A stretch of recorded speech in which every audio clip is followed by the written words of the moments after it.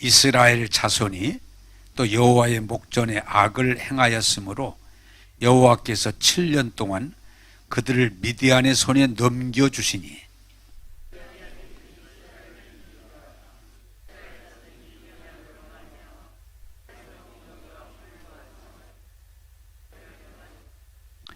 이스라엘이 파종한 때면 미디안과 아말렉과 동방 사람들이 치러 올라와서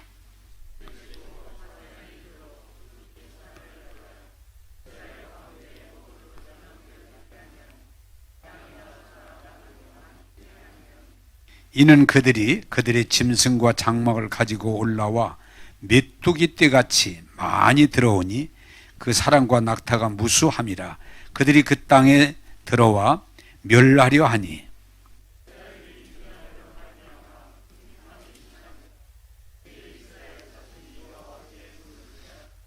아멘. 할렐루야. 오늘은 우리나라가 해방된 지가 76년 되는 의미 있는 날입니다. 그래서 또 흐름도 그래서 국가를 위한 믿음의 고백에 대해서 말씀드리면서 할 수 있으면 저와 여러분들이 애국자가 되기를 바랍니다. 제가 이렇게 이번 설교를 준비하면서 정리해 보니까 하나님이 쓰신 사람들은 다 애국자더라고요. 애국자. 애국자예요. 그것이 하나님의 뜻이에요. 그래서 오늘 정말 저와 여러분들이 애국자가 되기를 원합니다. 왜? 하나님의 뜻이기 때문에. 그게 또 잘 되는 일입니다. 자, 제가 여러분들에게 신앙생활을 요새 명료하게 두 가지로 짚어드렸죠. 신앙생활은 뭐냐? 내 마음으로 믿는 거다. 예수를 내 마음으로 믿는 거다. 내 마음에 예수님이 계셔야 돼요. 그 말씀이 있어야 돼. 근데 그 믿는 바를 뭐예요? 입으로 시인한다. 입으로 말해야 돼. 그래서 내가 믿는 바를 입으로 말하는 것을 믿음의 고백이다. 믿음으로 말한단 말이에요. 믿음의 고백이라 그렇게 표현했어요. 자, 제가 정리 다시 한번 하죠. 우리가 믿음 없는 고백은 뭐예요? 나는 죄가 많다. 나는 못났다. 나는 나쁜 놈이다. 자꾸 이러고 자기 비하를 하기가 쉬워요. 왜? 사실이라고 그래요. 근데 성경은 그건 믿음의 말이 아니고 내가 못났고 부족하고 죄가 있어도 예수님이 십자가에 내 죄를 다 씻어주셨다. 그렇게 말하는 게 믿음의 고백이란 말이에요. 응? 나는 죄가 많아. 나는 허물이 많아. 나는 못됐어. 자꾸 이렇게 하는 건 어떻게 보면 겸손할 것 같지만 아니에요. 믿음의 말은 내가 못난 것도 있고 부족한 것도 있고 허물도 있음에도 예수님이 십자가에 내 죄를 다 씻어주셨다. 그게 믿음의 고백이란 말이에요. 네? 할렐루야. 그게 믿음이에요. 또한 여러분 가족도 여러분 가족을 결혼해서 살지만 다 완전한 사람들이 만나서 하는 게 아니에요. 여자는 여자대로 살고 남자는 남자대로 살고 사람들이 모여 살지만 가족 식구들 간에 자꾸 잘못된 이걸 지적하고 판단하면 그건 믿음의 말이 아니에요. 부족하지만 서로 격려하고 위로하고 사랑하고 축복할 때 그 가정이 하나님이 말씀하는 복을 받게 될 줄로 믿습니다. 그래서 가정에 대한 믿음의 말이 뭐예요? 자꾸 가족 식구들을 믿음으로 말하란 말이에요. 생긴 대로 말하지 말고 믿음으로 축복해 주면 하나님께서 영광 받아주실 줄로 믿습니다. 한번 따라서 합시다. 가족을 축복해 주자. 네. 자녀들을 축복하고 아내를 축복하고 남편을 축복하고 부모를 이렇게 자꾸 축복해 줘야 돼요. 가정은. 그게 믿음이에요. 왜? 하나님의 뜻이에요. 또 제가 세 번째로 말씀드렸죠. 교회는 여러분 아셔야 될 건 교회는 좋은 사람들 모이는 데가 아니에요. 교회는 아무나 오면 되는 데야. 그렇기 때문에 교회에도 문제가 많지만 여러분들이 이걸 꼭 기억하세요.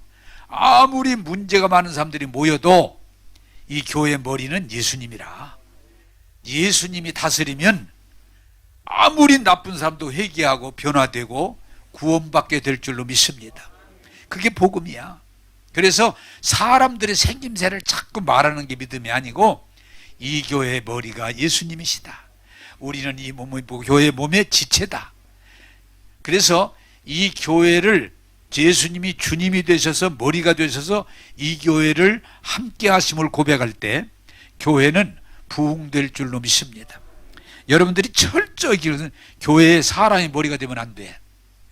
목사가 머리가 되거나 돈 많다고 머리가 되거나 공부 많이 했다고 머리가 되거나 잘났다고 아니에요. 교회의 머리는 예수님이세요. 그래서 교회가 희망이 있는 거고 교회가 기적이 일어나는 거예요. 또한 여러분 믿음의 말이 뭐예요? 일터. 여러분 지금 사업 참 안 되는 때입니다. 그래서 뭐 코로나19에 뭐 자영업자가 다 쓰러져 간다, 무슨 사업이 안 된다, 이제는 우리는 망했다 그러면 그럼 망하는 거예요. 그러나 믿음의 말은 뭐냐? 하나님이 함께 하시고 도와주시면 일어날 수 있다. 잘할 수 있다. 하나님은 하는 일마다 복 주신다고 약속했기 때문에 여러분들이 사업장을 하나님이 함께하는 사업장으로 기도하고 축복하고 믿음을 고백하면 여러분 사업장이 번창할 줄로 믿습니다. 그게 믿음이에요. 믿음의 말이에요. 믿음의 말. 그리고 여러분들이 이웃에 대해서 말씀드렸어요. 이렇게 얘기를 해보면 사람들 중에 참 별의별 사람이 다 있어요. 그러나 중요한 건 뭐냐? 따지지 말고 내가 상대하는 이웃들을 이해하고 도와주고 축복해주면 여러분들이 좋은 관계 속에서 승리할 줄로 믿습니다. 한번 여러분 질문하겠습니다. 내가 상대하는 이웃이 누구든지 그 사람을 내가 중심으로 축복해주면 좋은 관계가 될까 안 될까? 됩니다. 그래서 성경은 뭐라고까지 우리에게 얘기해요? 원수까지도 뭐하라고 그래? 축복해줘라. 원수까지도 축복해줘라. 만약에 그렇다면 여러분들은 그러면 복받지 않을 수가 없는 거예요. 따라서 합시다. 이웃을 정죄하지 말고 축복해주자. 네, 이웃을 그냥 축복해주시면. 그래서 지난번에 책을 읽다가 그렇게 했다. 이분이 전도를 많이 하시는 분인데 전도를 하면은 사람들이 싫어하세요. 에? 막 에이 알았어요. 이래. 그래 이분이 기도하다가 머리를 썼어. 전도할 때 예수 믿으라고 안 하고 제가 이렇게 같이 얘기를 하다가 제가 이렇게 축복 기도를 좀 잘해주는 사람인데 축복 기도 좀 해줄까요? 그러면 거의 받아들이더래. 에? 제가 축복해드릴까요 좀? 에.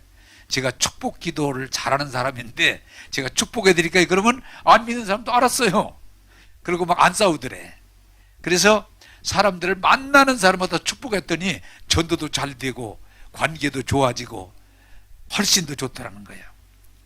여러분 이웃 사람들을 어찌간만하면 저주하지 말고 그가 누구든지 심지어는 성경에 뭐요? 원수까지도 축복해줘라.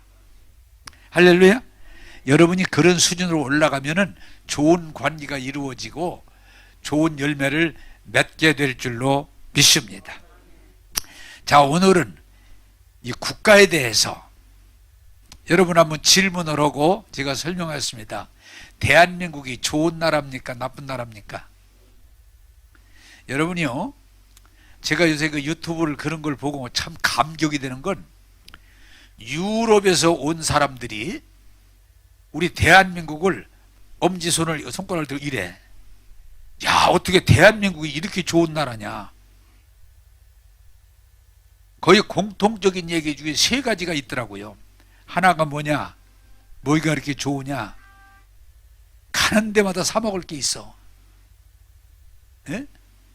우리나라는 10분만 가면 사 먹을 데가 있어 진짜.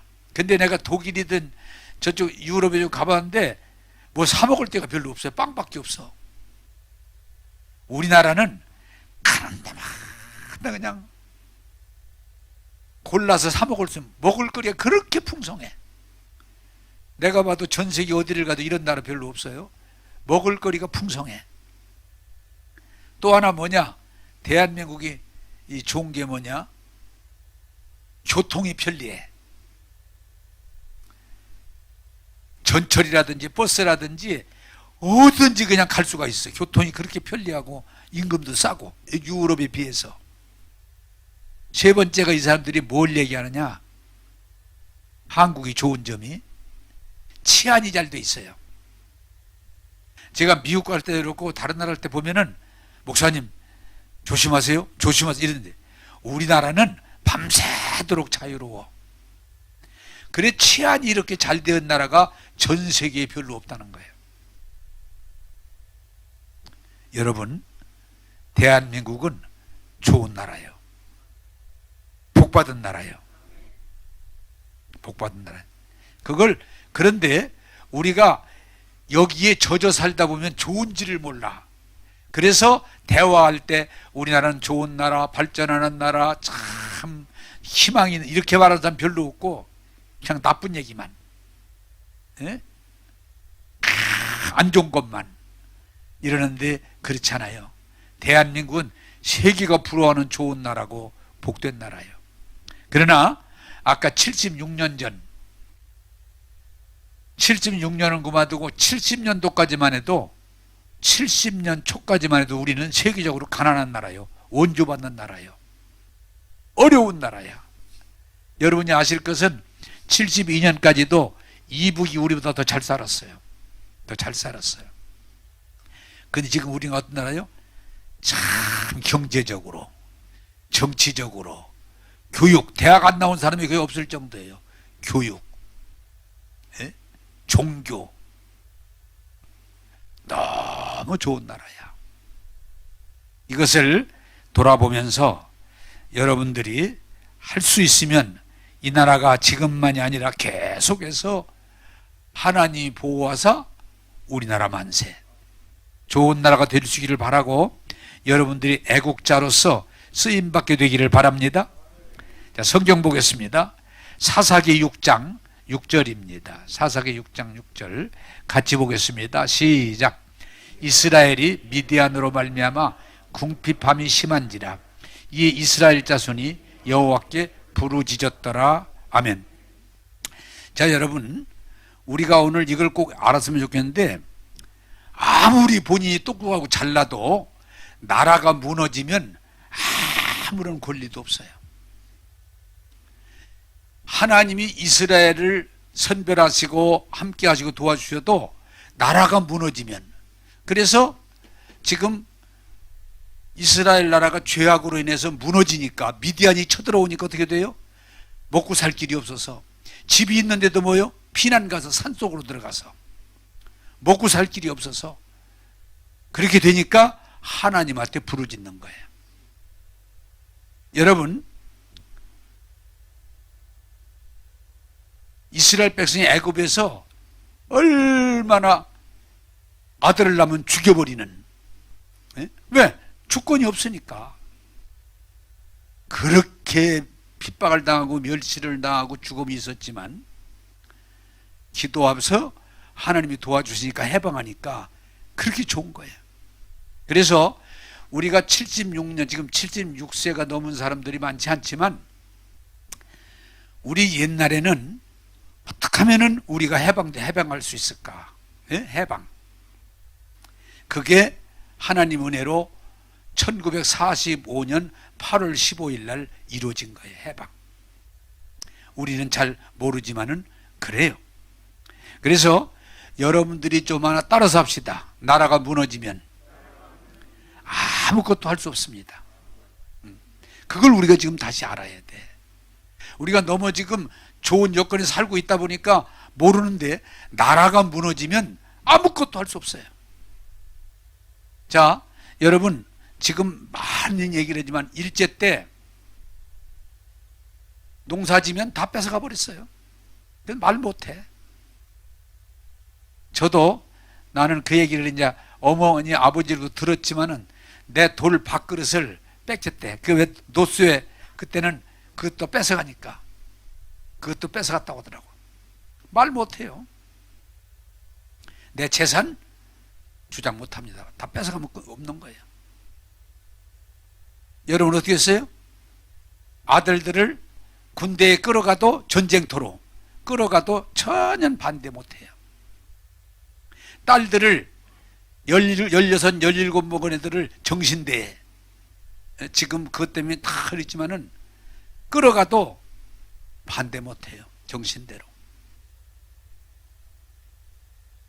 그리고 그때 굉장히 어려운 일이 많은데 우리나라 말도 못하게 해. 심지어는 성도 일본 성으로 바꾸도록. 그래도 말을 못해. 왜? 나라가 침략을 당하면 아무것도 할 수가 없어. 그래서 그때에 울부짖으면서 어떻게 하면 이 나라가 해방할 수 있을까? 이 나라가 독립할 수 있을까? 그래서 많은 우리의 선배들이 독립을 위해서 투쟁하고 희생한 거예요. 또 여러분이 이제 6.25는 여러분이 아시는 분은 아시지만은 6.25 때 나라를 뺏겼는데 그때 몇 달 안 되는데도 아무것도 주장할 수가 없어. 제가 지금도 내가 69년도 논산군 성동면에서 목회를 좀 시작했는데 그 하숙했던 집에 얘기를 듣는데 6.25 때 그 공산당들이 들어와 가지고 다 가져가는 거예요. 막 쌀이고 뭐 다 가져가는 거예요.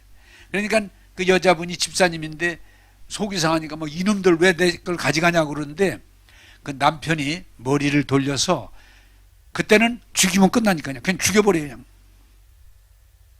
자기 부인을 막 때리면서 어리석은 이 여자야. 지금 나라에서 필요한데 우리가 드려야 되는데 가지러 오셨는데 드려야지. 이 어리석다고 막 때리면서 그랬더니 동무 수고하시오 그러고 가더래.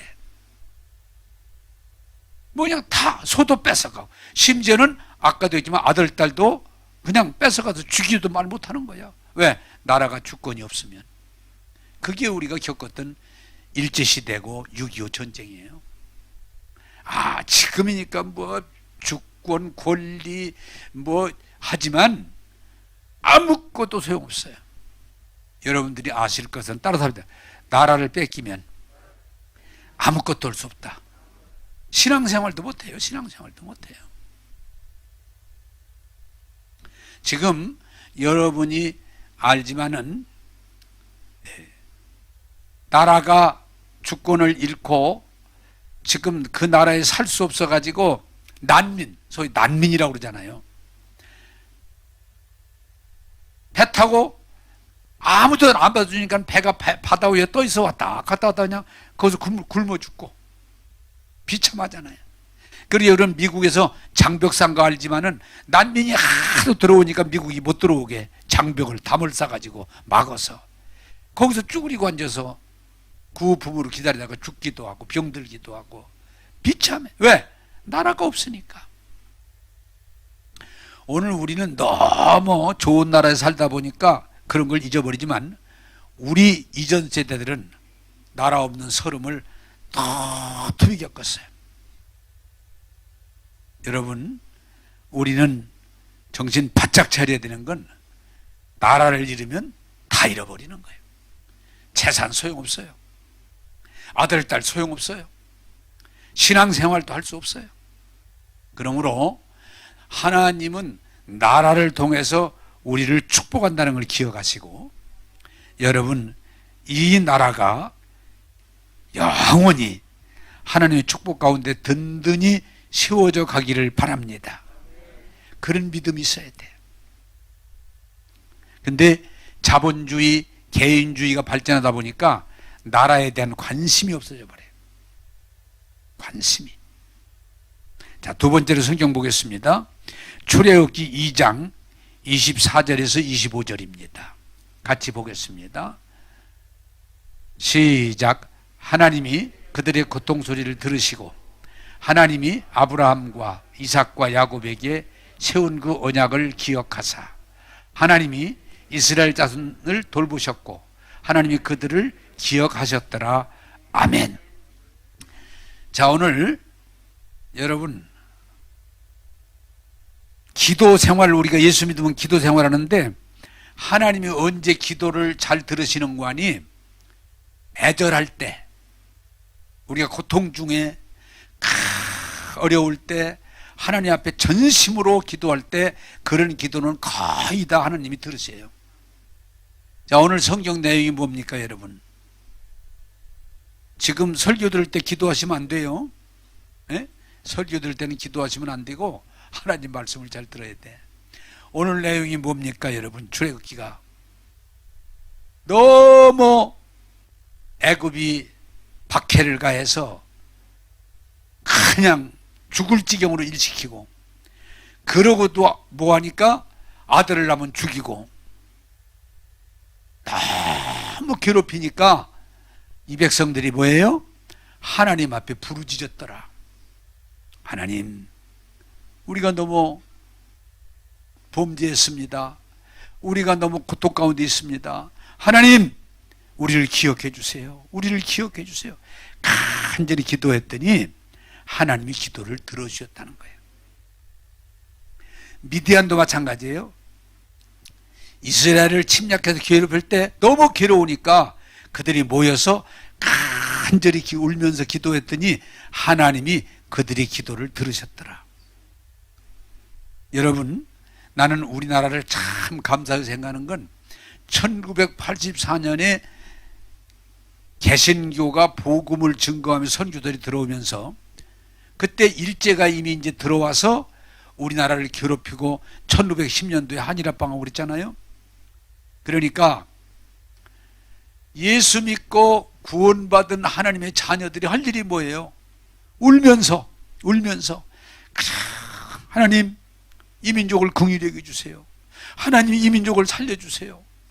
그것밖에 할 게 없으니까 기도하는, 우리가요 뭐 특별해서가 아니고 너무 여건이 어렵다 보니까 복음이 들어오면서 한 건 뭐니? 기도밖에 없어요.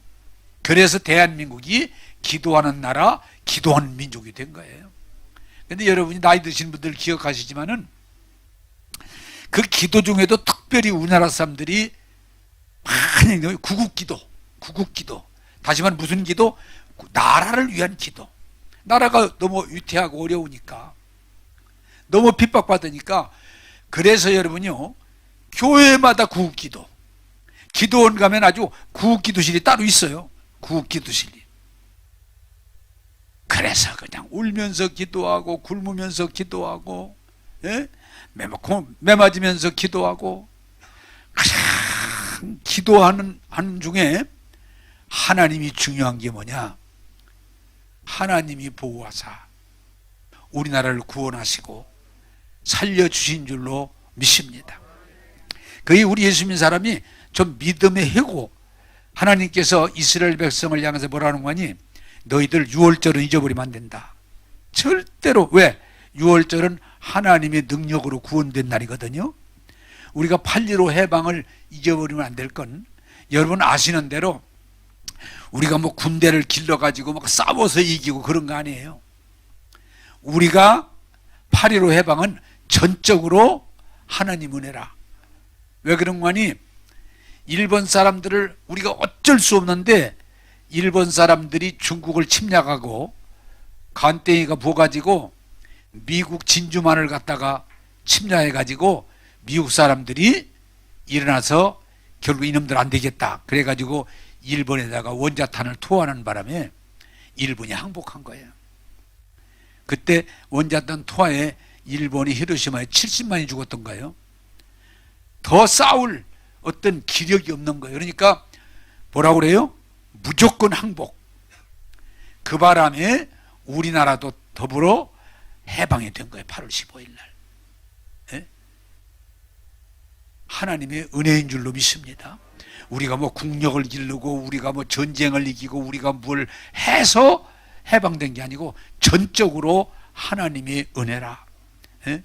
일본이 미국을 건드렸다가 원자탄 맞고서 두 손 들었을 때 우리나라도 동일하게 해방되는, 하나님의, 아무리 생각해도 하나님의 은혜인 줄로 믿습니다. 또한 여러분 6.25도 그래요. 6.25도 우리가 무슨 뭐 잘나서 군대가 있어서 전술을 잘 써서 이긴 거 없어요. 이북이 소련과 묵게 하고 짜서 준비해가지고 쳐들어오는데 3일 만에 서울이 무너졌어요. 3일 만에. 오래 걸리지도 않았어요. 그냥 싸워보지 못하고 산발선이 무너지고 3일 만에 서울을 함락돼 버렸어요. 그리고 며칠 만에 뭐요? 부산까지 다 그냥, 아니 경상도만 남겨놓고 다 이북이 점령해 버렸어요. 근데 그것도 기적인 게 뭐냐?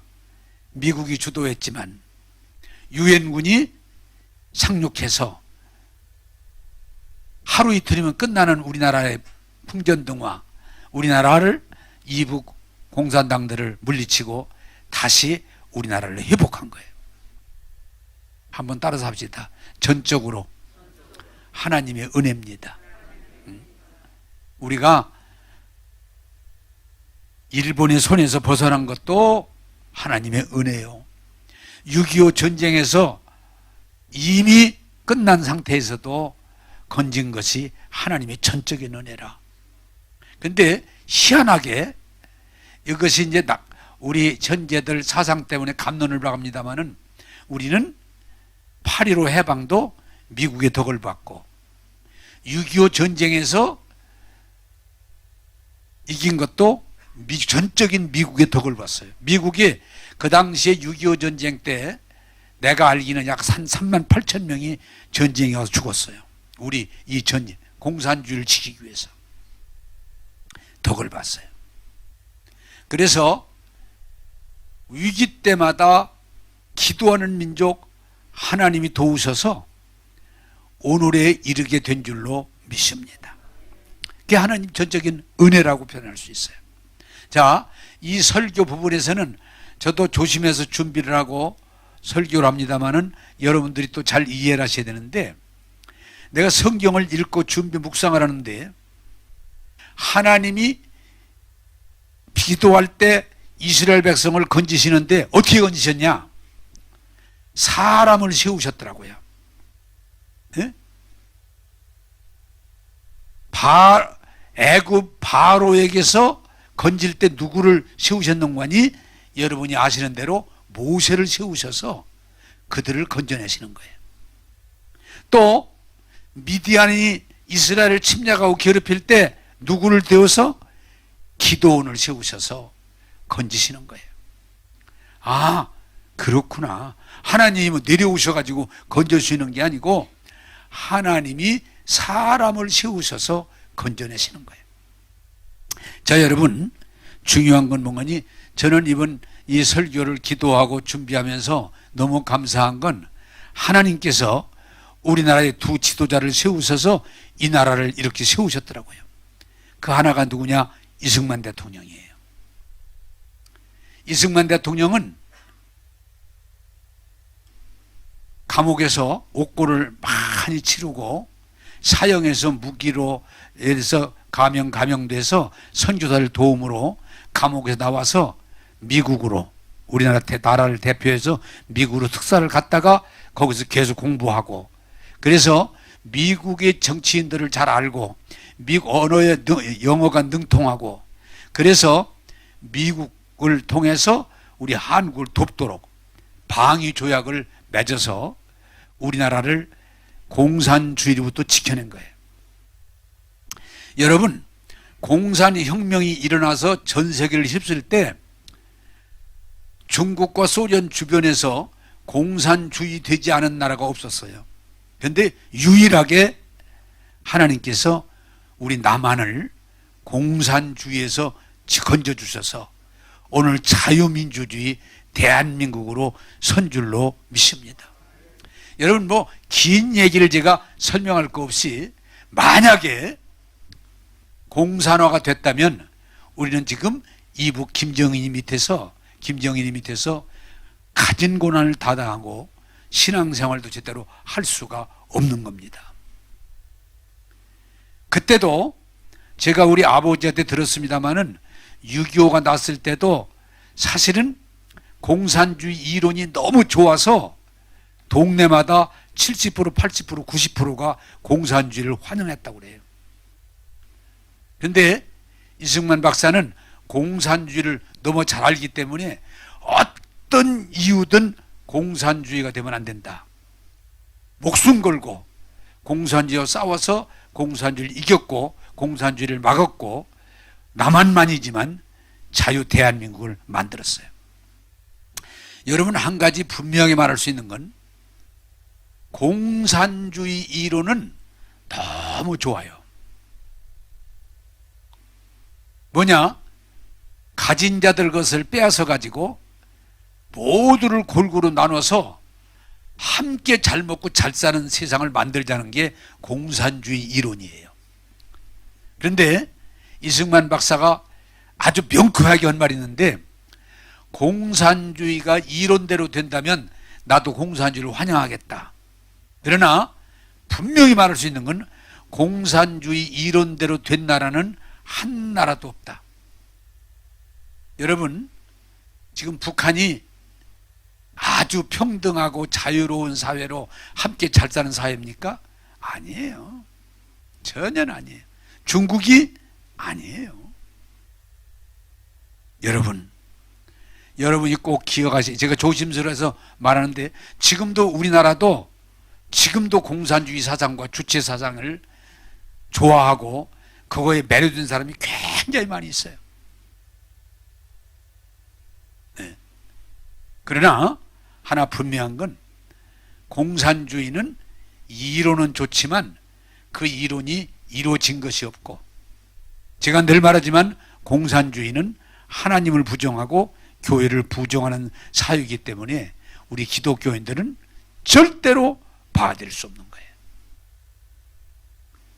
하나님이 이승만이라고 하는 지도자를 세우셔서 공산주의를 막아내고 자유민주주의 헌법을 만들고, 그리고 이승만이 그가 깨달은 건, 미국이 잘 사는 건 다른 게 아니고 기독교적인 신앙이 뿌리가 있구나. 그래서 우리나라에도 신앙의 나라를 만들어 보려고 했습니다마는, 외형적인 것으로 끝나서 안타깝습니다마는, 철저하게 공산주의를 막고 자유 대한민국 민주주의 헌법을 만들고 기독교 정신을 가지고 이 나라를 세워보려고 하는 애국자예요. 그러나 우리가 하나 분명히 말할 수 있는 건, 그도 인간이기 때문에 3.15라는 부정선거를 저지르고 그 책임 때문에 대통령 하야하고 하와이로 가서 우리나라 오지도 못하고 그렇게 평생 사랑하던 조국 오지도 못하고 거기서 죽고 말았어요. 여러분, 그러나 이승만이라고는 특출한 애국자를 세우셔서 오늘의 대한민국에 기초를 놨다는 건 틀림없는 일이고, 우리가 그 믿음을 정말 이해하고 받아들여서 우리나라가 계속해서 발전하기를 원합니다. 조심스럽긴 해요. 두 번째로, 우리나라가 이렇게 세계적인 나라가 된 기원 지도자가 박정희 대통령이에요. 물론 그도 독재자라고 하는 것 때문에 많은 비판을 받고 지금도 많은 사람들이 정죄하고 있습니다만은, 하나 분명한 건 뭐냐? 애국자. 어떻게 하든 이 나라를, 이 가난한 나라 잘 살게 해야 되겠다.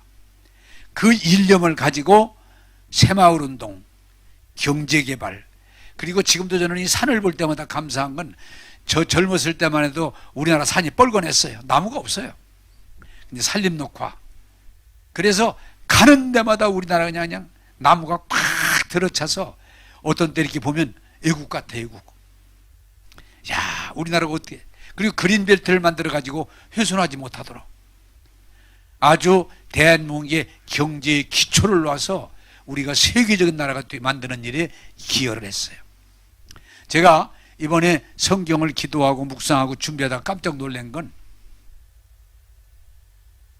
그들이 애국자로서 믿음의 사람으로 잘한 건 있지만 그들이 잘못한 거에 대해서는 동일하게 성경도 보니까 벌을 받았더라고요.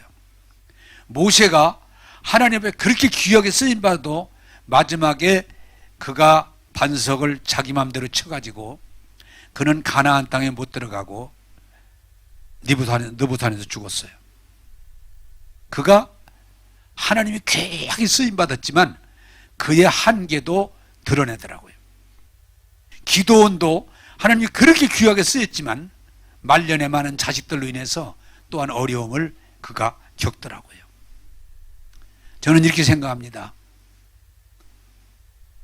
이승만 대통령 애국자로서 이 나라의 기초를 세우신 위대한 좋은 지도자지만 그도 인간이기 때문에 독재적인 그리고 3.15 부정선거의 책임을 지고 그 값을 받고 그는 그렇게 원하던 대한민국을 떠나서 하와이에서 돌아가시고 돌아오지도 못했어요. 잘못된 거에 대한 벌을 받은 거예요. 박정희 대통령 그렇게 이 민족을 잘 살게 하려고 몸부림치고 헌신했습니다만 그가 독재라고 하는 것으로 인해서 결국 그 아내도 총 맞고 자기도 총 맞고 지금 보니까 그 딸까지 감옥에서 이렇게 있는 걸 보면 위대한 애국자요 지도자요 귀하게 쓰임받았지만 그들이 잘못한 것에 대해서는 또 벌을 받는 걸 볼 수가 있어요. 그러나 우리가 하나 분명한 건 뭐냐? 하나님이 애국자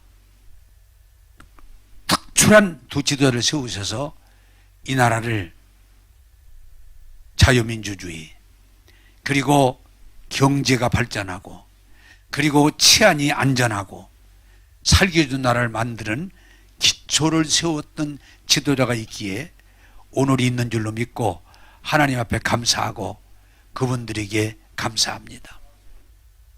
우리는 너무 지금 인권이라고 하는데 중심을 두다 보니까 아주 이승만을 나쁜 사람으로 통일의 아주 적폐 대상으로 박정희 대통령을 아주 독재자로만 그러나 공과 사를 구별할 때가 되지 않았나. 하나님께서 귀한 지도자들을 쓰셨고 그를 통해서 우리나라를 반석위에 세워주신 줄로 믿습니다.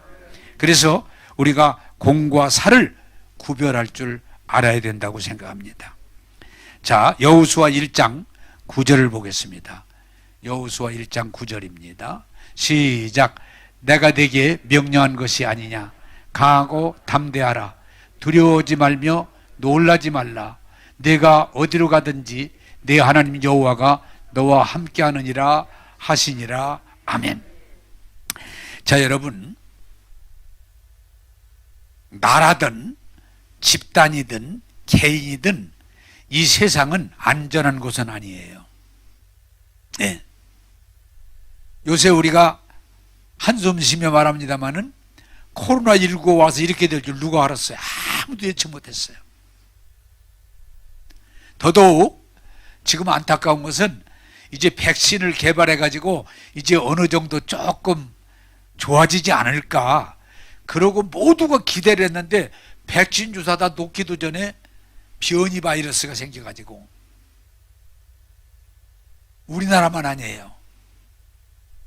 미국, 중국 할 것 없이 유럽 전 세계가 다시 조금 내려오는다더니 막 급속하게 코로나19가 퍼져서 이거 어떻게 해야 되나?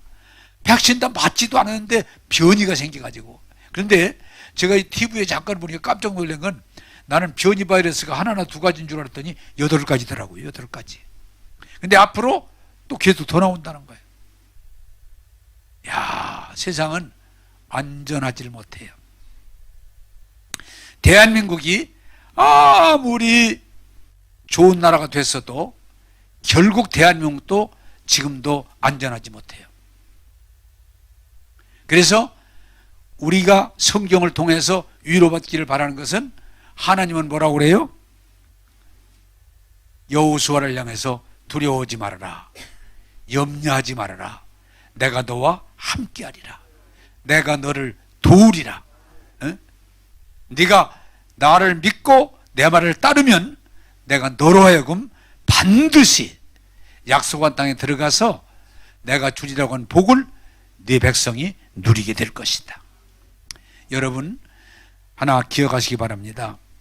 앞으로 이제 마지막 세대가 돼가지고 코로나19로 끝나는 게 아니고 더 나쁜 것이 올지라도 더 어려운 환경이 올지라도 우리가 하나님을 신뢰하고 그 말씀을 따르고 믿음으로 나가면 승리할 줄로 믿습니다. 그게 믿음이에요. 예? 믿음이에요. 그래서 구약이나 시약이나 공통적인 건 뭐냐? 환난이 오고 곤고가 오고 기근이 오고 어려움이 오고 위험이 올지라도 하나님은 우리를 향해서 하는 말씀, 두려워하지 말아라, 염려하지 말아라, 내가 너와 함께하리라, 내가 너를 도우리라. 여러분, 일본 사람들이 그 압제감 누가 알았어요? 하나님이 건져주셨어요. 6.25에 그때 다 이미 망한다고, 나라가 망했다고 끝났다고 그랬어요. 하나님이 건져주셨어요. 우리는 그 이후로도 어려움을 여러 차례 있었지만 4.19 혁명, 5.19 혁명, 5.16 혁명, 그리고 여러분들이 알지만은 우리는 그 경제적인 어려움, 그러나 다 이겨냈어요. 지금 특별히 우리 예수 믿는 사람들이 기억해야 될 것은 언제든지 사탄과 세상은 하나님을 부정하고 교회를 싫어하고 어떻게 하든지 이 교회를 망가뜨리려고 그래요. 지금 예수 믿는 사람들이 정신을 좀 바짝 차리고 봐야 될 것은 지금 교회가 위기에 처해 있어요. 코로나19가 오면서 교회 예배를 드릴 수 없도록 교회 예배 비대면으로 예배 드리라. 그렇게 하다 보니까 교인 수가 하나둘 줄어들어 가지고 지금 들려오는 소식에 의하면 어떤 교회는 교인이 뭐 70%가 줄었다, 50%가 줄었다, 30%가 줄었다. 왜? 예배 안 드려도 되는 쪽으로 자꾸 방향을 가니까. 참 지금 이번에도 다행인 것은 비대면으로 예배 드리라는데 교회들이 대한민국은 3권 분리가 되어 있으니까 법원에다 제소해가지고 그래서 법원에서 판결하기를 10%는 드려라. 그렇게 판결이 돼서 지금 예배를 드리는 거예요. 예배하지 않으면 숫제 드리지 말아라, 비대면으로 드리라 그러는데 아니다, 예배 드리되 코로나 방역 때문에 방역에 철저히 협조하고 10%는 드려라. 왜? 떼어앉으면 되니까. 그래서 10% 예배를 드리는 건데 이상하게 교회를 안 좋아하고 교회를 정죄하고 교회를 어떻게 하든지 무너뜨리려고 하는, 여러분 이겨낼 수 있기를 바랍니다. 이거 이겨내야 돼 교회가. 그래 여러분, 비대면이니까 잘 됐다, 교회 안 가면 이러지 마시고 이럴수록 철저히 예배드리고 기도하고 은혜 받고 이겨내기를 원합니다. 이게 하나님의 뜻이에요. 그래 여러분, 우리 교회는 10% 예배드리면 2부까지 드리면 아래 오히려 드리니까 드릴 수 있지만 그래도 모자라면 3부 예배를 드리더라도 예배는 드리기를 원해요. 예배는 드리기를 원해요. 기독교인이 예배 안 드리면 신앙이 떨어져요. 예배를 드려야 돼요. 또 하나, 지금 이 교회가 어려워지는 게 뭐냐, 사람이 먹고 살기 좋고 인권을 중시하고 자유를 중시하고 개인주의로 가다 보니까 예배 드리는 게 아니고 자꾸 놀러 가는 쪽으로, 놀러 가는 쪽으로 보니까 주일도 예배 드리는 게 아니고 자꾸 놀러 가는 거예요. 그러다 보니까 교회에 서서히 신앙이 약화되고 신앙이 떨어져 가는 거예요. 여러분, 어떤 형태로든지 철저히 예배 드리고 은혜 받고 주의 도우심으로 이 시대를 이겨내게 되기를 원합니다. 그게 우리에게 필요한 거예요. 여러분 아마 유튜브 보는 사람들은 봤습니다마는 그게 또 문제인데, 여의도 선복음교회가 한국교회 최고의 교회로 한동안은 막 70만이 60만이 그랬는데 지금도 거기도 비대면으로 예배드리니까 교인들이 못 나오잖아요. 그러다 보니까 결국은 여의도 선복음교회가 이번에 주차장 자리를, 교회 재정이 부족하니까 그래서 파는 것이, 그래서 팔렸죠. 3천억에. 뭐 여의도 금싸라기 땅이니까 3천억에 팔렸는데, 왜? 그러면 여의도 교회만 뿐이겠어요? 예배를 안 드리니까 헌금을 안 하게 되고 활동을 안 하게 되니까 교회가 점점점 약화되는 거예요. 여러분, 어느 시대고 희한하게 교회를 핍박하고 교회를 정죄하고 교회를 무너뜨릴 일제도 그랬고 공산주의도 그랬고 자본주의도 마찬가지예요. 여기에 속지 말고 철저하게 믿음을 지키셔서 교회가 살아나고 교회가 부흥하고 교회를 통해서 하나님께 영광 돌리기를 바랍니다. 그리고 대한민국이 지금까지 하나님이 가지가지로 은혜를 주시고 복을 주는데, 저는 대한민국의 큰 소망 중에 하나가 뭐냐, 이게 하나님의 은혜예요.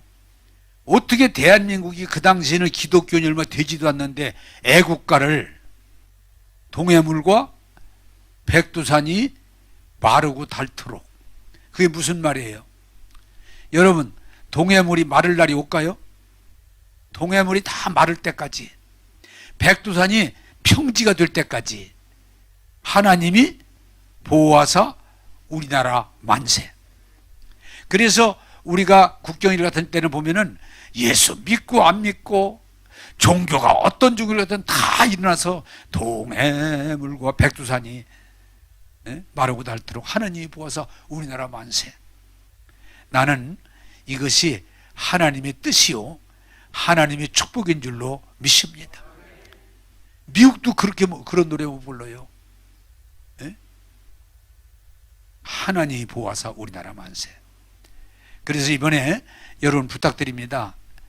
애국가를 기회실 때마다 믿음으로 부르시고 하나님이 보호하셔서 계속 은혜 받고 복 받고 말세의 사명을 감당하는 저와 여러분 되기를 주님의 이름으로 축복합니다. 여러분, 우리나라 하나님이 함께 하시는 나라, 하나님이 축복하시는 나라, 그리고 장래에 희망이 있는 나라입니다. 두려워하지 말고 염려하지 말고 믿음을 지키시고 믿음을 고백하시고 이 나라를 축복하셔서 이 나라를 통해서 하나님께 영광이 드러나기를 원합니다. 기도하겠습니다. 좋으신 하나님, 일본의 그 압제에서 건져주셨음을 감사합니다. 공산당들의 그 침략에서 이 민족을 건져주신 하나님을 찬양합니다. 지금까지 숱한 어려움들이 있었지만 그때마다 함께 하시고 도우셔서 교회들마다 부흥하게 하시고 한국 경제가 성장하게 하시고 한국의 모든 것들이 성장하게 하신 하나님을 찬양합니다. 우리가 지금 이 상황에서 마귀가 세상이 아무리 교회를 핍박하고 방해해도 우리가 철저하게 믿음에 있어서 애국가가 있는 것처럼 하나님 보호하사 우리나라 만세 외치게 하시고 선포하게 하시고 하나님 영광 돌리게 하여 주옵소서. 오늘도 우리에게 큰 은혜 주심을 감사하옵고 예수님 이름으로 기도하옵나이다. 아멘.